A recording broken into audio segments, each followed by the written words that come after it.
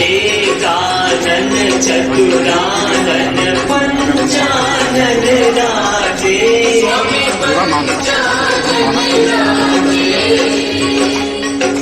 हंसासन गरुड़ासन वृषवाहन साजे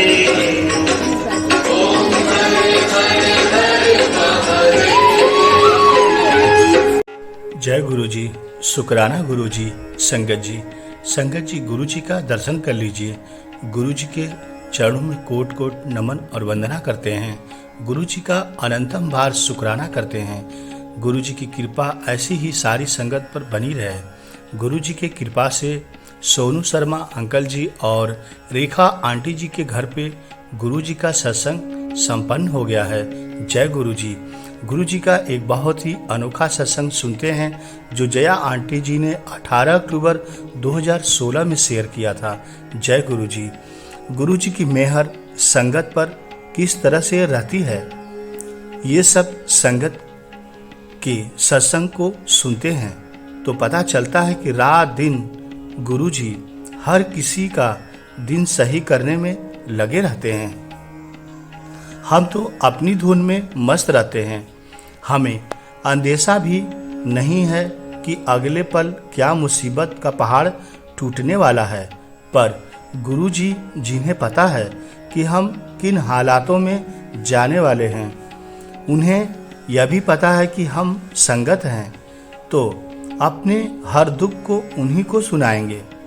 तकलीफ तो झेलनी ही है, पर गुरु जी पर दोष भी लगाएंगे और नाराज भी हो जाएंगे कि उन्हें रहते हमें ऐसा दुख क्यों देखना पड़ रहा है। गुरु जी तो त्रिकालदर्शी है, वह सब जानते हैं, फिर हमें दुख क्यों है। गुरु जी हम सब की भविष्य को किस तरह से ठीक करते हैं, ये आज एक उदाहरण से बताया गया है।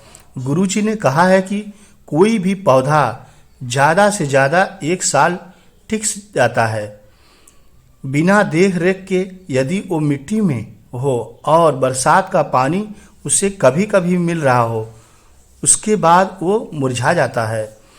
उसी तरह से हम संगत भी एक समय के बाद जब अपनी जमा की गई ब्लेसिंग को ख़त्म कर लेते हैं, चाहे कितना भी धीरे धीरे ख़त्म किया गया हो, तो अपनी तकलीफ के समय नहीं बच पाते हैं। हम अपनी धुन में यह बात समझ ही नहीं पाते कि यदि हमने बहुत ही ज़्यादा ब्लेसिंग कमा ली है तब तो ठीक है, नहीं तो कितनी भी ब्लेसिंग हो हमारी झोली के समय साथ वो कम ही पड़ जाएगा यदि साथ के साथ उसे कमाते न रहें। आज गुरुजी उन संगत को ब्लेसिंग देने गए जिनकी ब्लेसिंग वाली झोली खाली हो गई है। उनके बुरे दिन शुरू होने वाले हैं। ये ब्लेसिंग गुरुजी उन पॉजिटिव संगत से लेते हैं जिन्हें गुरुजी से ब्लेसिंग लेनी आती है। उनकी झोली कभी खाली नहीं होती, क्योंकि वो दूसरों को देने के लिए ही गुरुजी से ब्लेसिंग मांगते हैं। ये ब्लेसिंग कितने ही घरों के सुहाग की आज रक्षा कर रहा है, कितने ही घरों के गोद उजड़ने से बचा रहा है।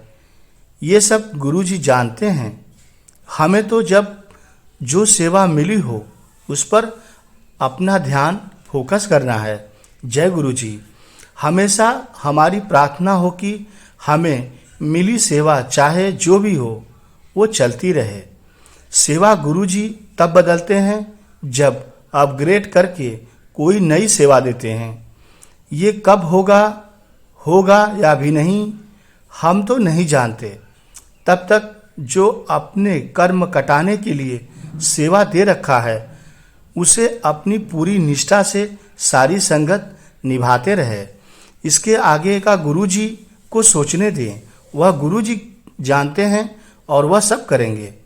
गुरुजी ने बताया कि सामान्यतः वो हमें उन संगत की सेवा में भेजते हैं जिनसे हमारे सोल जुड़े हुए हैं। ये पूछने पर कि हम कैसे जान पाएंगे कि कौन हमसे जुड़ा हुआ है? सोल के माध्यम से। गुरुजी ने बताया कि जिन लोगों के संपर्क में हम लगातार रह रहे हैं, चाहे फिजिकली हो या फ़ोन से हो या व्हाट्सएप के द्वारा हो, वही हमारे सोल से जुड़े हुए हैं। जय गुरु जी। सोल से जुड़े संगत को कई बार एक सत्संग के अलग अलग हिस्से या तो सपने में या विजन में आते हैं और जब शेयर करते हैं तो एक पूरा सत्संग बन गया होता है। गुरुजी तो प्रैक्टिकल कराते हैं। मान लें कहीं भोजन था, मान लें कहीं भेजना था, अपनी संगत को भेज दिया। उसके पहले ही विजन या सपने में उससे जुड़ी बातों को दिखा दिया। ये कभी टुकड़ों में दिखाते हैं अलग अलग संगत को या फिर कभी पूरा दिखाते हैं, पर किसके लिए है ये तो प्रैक्टिकल हो जाने के बाद ही पता चलेगा। जब सबके सत्संग को जोड़कर देखा जाता है तो पता चलता है अब साधारण व्यक्ति तो अपने और रियलिटी को अलग अलग मानता है। पर ऐसा भी हुआ कि दो संगत एक दूसरे से इस दुनिया में अनजान पर एक जैसे विजन देखती है। शरद पूर्णिमा की रात सत्संग के दौरान उनके विजन इतने एक से हैं कि एक संगत से यदि कुछ शेयर करना रह गया हो तो उसे दूसरे संगत के सत्संग में पाया जा सकता है। इतना एक सा विजन दो संगत को दिखाने के पीछे गुरुजी की क्या मेहर है, ये तो गुरुजी ही जाने। हमने तो इतना समझ लिया है कि जो उन संगत ने शेयर किया वही उस वक्त का सच है। तभी तो दो संगत एक ही बात की पुष्टि कर रही हैं। उन्होंने कहा कि गुरुजी डांस कर रहे हैं बड़ी तेजी से मस्त होकर, तो उस वक्त यही हो रहा होगा।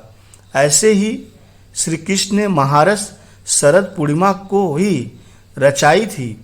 विजन में हम संगत भी मस्त होकर नाच रहे थे। हम संगत भाग्यशाली हैं जो महाशिव के साथ साथ इस महारस में भाग लेने का मौका मिला। गुरुजी मस्ती के साथ साथ कुछ साधारण बातों के जरिए बड़ी गूढ़ बातें भी समझा देते हैं।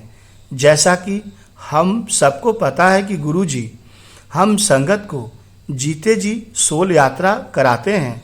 जो संगत जितनी ब्लेस्ड है उसकी सोल गुरुजी के साथ उतना ही ज़्यादा सेवा कर पा रही है। हो सकता है कि हम जानते भी नहीं हो कि हमारी सोल गुरुजी के साथ सेवा कर पाती है या नहीं। सेवा कैसी भी हो सकती है, हमें बस ऐसी सोच रखनी है कि जो गुरुजी कहें उसे कर देना ही सेवा है। अब गुरुजी हमारे सोल को साथ लेकर सेवा कराएं या हमारे शरीर से सेवा कराएं, हमें इससे क्या करना है ये सिर्फ गुरुजी जानते हैं। एक संगत हैं जिन्हें गुरुजी रात या दिन कभी भी अपनी किसी लीला को दिखाने कहीं भी ले जाते हैं और उनके माध्यम से हमें कोई न कोई बात समझाने की चेष्टा करते हैं। आज भी एक बड़ी कर्म कटाने की जुड़ी सत्संग शेयर कराया है। गुरुजी एक ऐसे जगह संगत को ले गए जो कोई फैक्ट्री है। वहाँ एक महिला बहुत ही ज़्यादा सज धज के बैठी है, जैसे ही किसी पार्टी में जा रही हो। एक लड़की आती है और मैसेज देती है जिससे पता चलता है कि फैक्ट्री फल फूल रही है। गुरुजी उन महिला के पास संगत को भेजते हैं कि पता करे कि क्यों ऐसे रह रही है।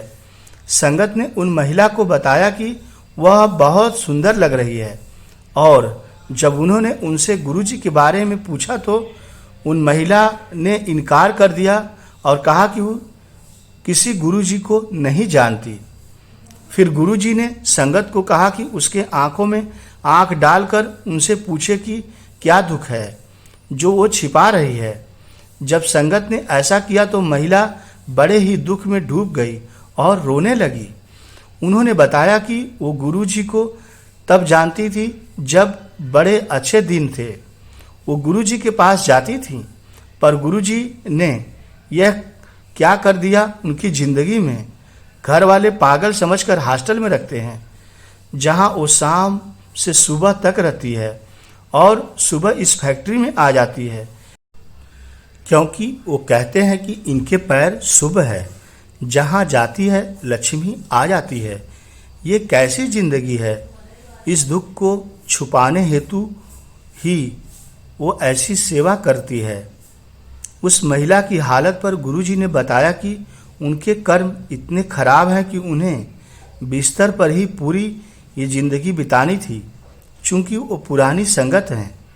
गुरुजी ने कृपा की कि उसके कर्म भी कट जाए और वो जीवित भी रहे, ये महसूस कर सके कि उनके पैरों में लक्ष्मी का निवास है, जिससे दुनिया में इनकी कदर होती रहे। पर इनकी इच्छा तो ऐश करने की है, इस कारण गुरुजी को कोसती हैं। यदि कर्म नहीं कटाया तो उसे भुगतना तो पड़ेगा ही। कर्म खुद ने बनाए हैं पिछले जन्मों में, अब उनके खत्म होने का दिन आ गया है। उनकी झोलियां खुशी से भर जाएंगी, पर प्रसाद लेने वो आए तो सही। ये तो एक संगत की कहानी है, पर हम सभी यही तो करते हैं। हमें जो दिया है भुगतने को, वो वास्तव में कितना गुण कम है, ये हम यदि महसूस कर पाते तो तब जाकर समझ आता कि किस तरह गुरुजी हमारे कर्म को हल्का कर हमें काटने को देते हैं और हम उस पर भी गुरुजी से नाराज हो जाते हैं। एक छोटी सी कहानी आज किसी ने शेयर किया। एक व्यक्ति की पत्नी का देहांत हो जाता है। वो एक अपने इकलौते बेटे को पालता है, दूसरी शादी नहीं करता। बेटा बड़ा हुआ तो फैक्ट्री का भार उसे दे दिया और बीच में उसे देख लेते। फिर उसकी शादी कर दी तो और भी निश्चित हो गए। एक दिन व्यक्ति खाने को बैठा तो दही नहीं था। उन्होंने मांगा तो बहू ने कहा कि दही नहीं है। कुछ देर बाद बेटा यानी उसका पति जब खाने को बैठा तो कटोरी भर दही उसने सामने रख दी। बेटे ने कुछ नहीं कहा। अगले दिन उसने अपने पिता को कहा कि वो अब इस फैक्ट्री में एक एम्प्लॉई की तरह नौकरी करेगा और किराए के मकान में रहेगा। पूछने पर कि ऐसी क्या बात हो गई, उसने बताया कि उसकी पत्नी को उसे एक कटोरी की दही की कीमत बतानी है, जो हमें गुरुजी से लगातार मिलता रहा है या मिल रहा है। हम उसको कहाँ पहचान पा रहे हैं। हम उसे मानकर चलते हैं कि कितना ही रहेगा, कैसे मिलता रहेगा। यदि आज हम शुद्ध संगत बनकर सेवा सिमरन में नहीं लगे तो कल ये मेहर सर से हट भी तो सकती है। हमें लोभ भी होता है किसी और को देखकर, उससे तुलना करके हम अपने कर्म तो कटा लेते हैं। ऐस तो